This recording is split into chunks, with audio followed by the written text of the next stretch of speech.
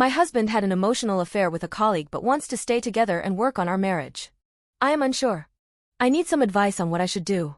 This is going to be pretty long, so make some popcorn and get comfortable. My husband, 33M, and I, 33F, have been together for over 12 years, married for over 5 years.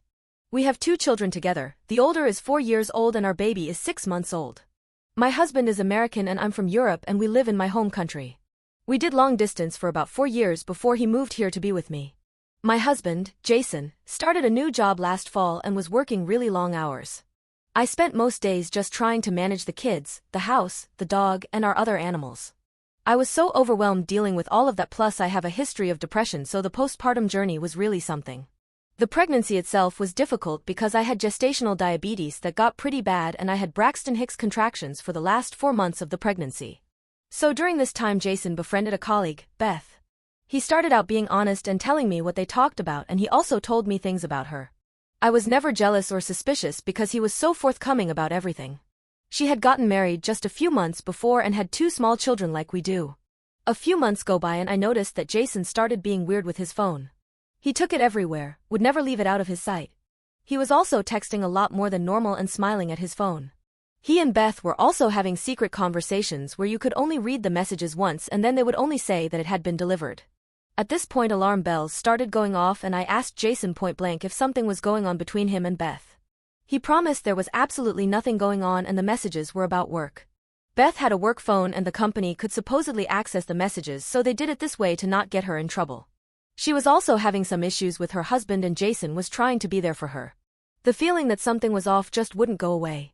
I kept trying to convince myself that I was crazy and imagining things.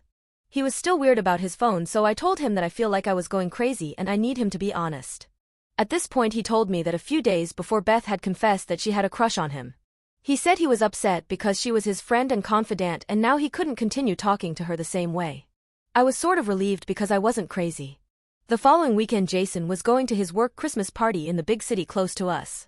It was also his goodbye to everyone because he quit. I had previously warned him to be careful around Beth at the Christmas party because she was sad and they would all be drinking. The night before I woke up in the middle of the night and had just the most awful feeling, so I went through his phone. We've always had full access to each other's phones, passcodes and all. I found an archived chat where Beth told him she loved him. His reply was, "I love you too. Good night, beautiful. Love." I was heartbroken and livid. I woke him up at 3:30 a.m. and yelled at him. I called him a liar and a cheater. I told him that I deserved better than this and I couldn't believe he would do this to me, to us. My parents divorced because my dad cheated on my mom, so cheating is a really sensitive issue for me. He had also been caught texting 2 other girls before. Once in the very beginning of the relationship and then about 2 weeks before our wedding. I was able to forgive him for these after a lot of talking and a lot of work. Those had also never progressed to even close to this point. Jason said he didn't know why he had told her he loved her too, because he didn't. He said he suspects it was a reflex and it was right before bed, so he was tired and out of it. It sounded like he was still planning on going to the Christmas party, which was an overnight trip by the way. I told him I couldn't guarantee that me and the kids would be waiting for him at home if he went, so he stayed. There was so much arguing for the next couple days and he also confessed to having a crush on Beth. She would not stop texting him during the weekend and actually sent him a long message where she basically said goodbye and that she was sad he didn't come to the Christmas party and missed seeing her in lingerie she had gotten just for him. EW. Jason was visibly shocked. He had told me earlier that they had agreed to never take what they had any further because neither of them were willing to leave their family. Beth's texting got to the point where I texted her off of his phone, first as myself and then as Jason. I know that pretending to be him wasn't good, so I told him exactly what I did and said, which was basically leave us alone and stop texting. I asked him to block her on everything because they were not platonic and she couldn't stay in his life if he wanted me to. He gave me his phone to keep for the time being so that he couldn't secretly text anyone from our spare bedroom where I told him to go sleep. I was probably too lenient and let him come back to our room the next day. The next Monday he had to go to work to sign some paperwork about overtime pay. He was supposed to hang out with another colleague, a man, that night, but it got moved to the following day. Jason said he needed someone to talk to.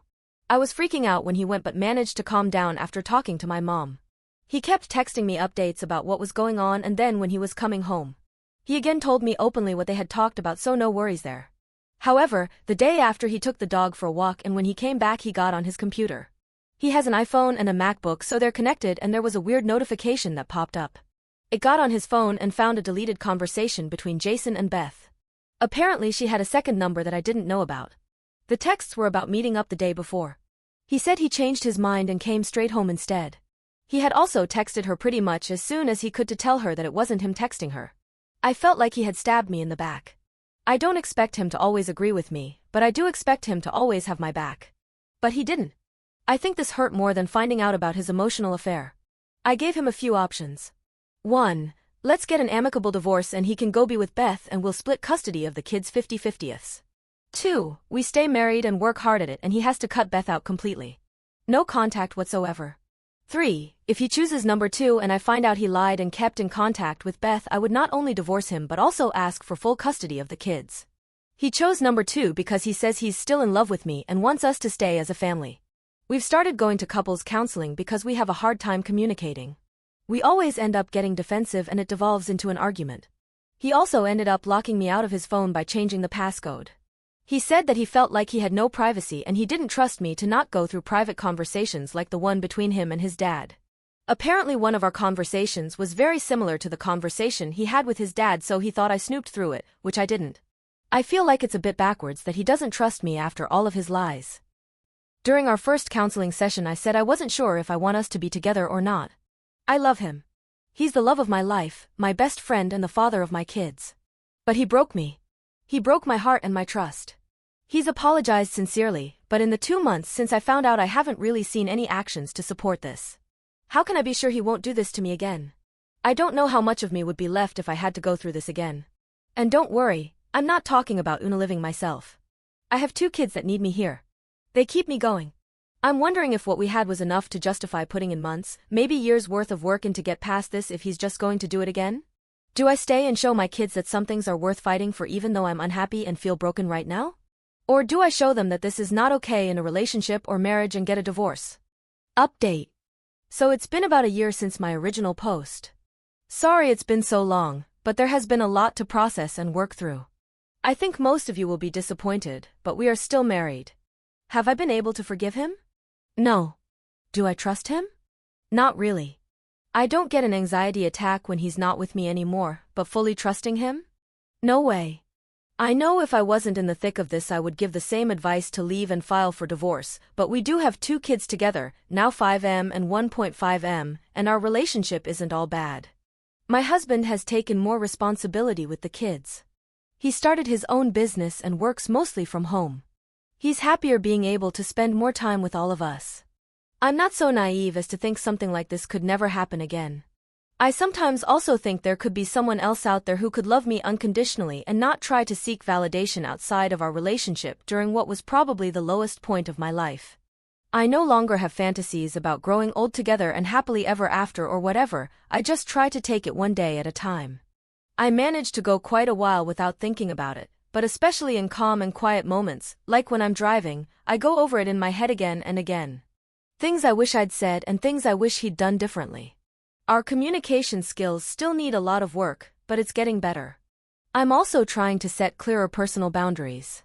For example, I've asked for more non-sexual intimacy, like hugs and kisses etc. that aren't done to try to get sex. I also told him to stop trying to initiate sex by going straight for the boobs or butt. That doesn't turn me on and can actually be a huge turn off. Like, can you at least acknowledge me as a person before groping me? Apparently that's a more common issue in relationships than I thought.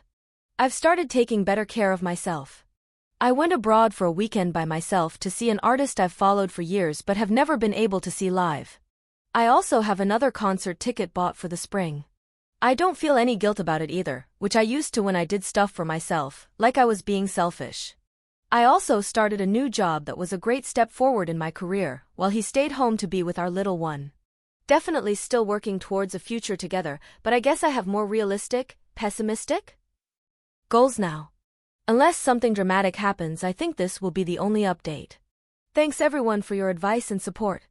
And sorry if I disappointed you, just had to do what felt right for me and my boys. Let's see if it'll come back to bite me in the end.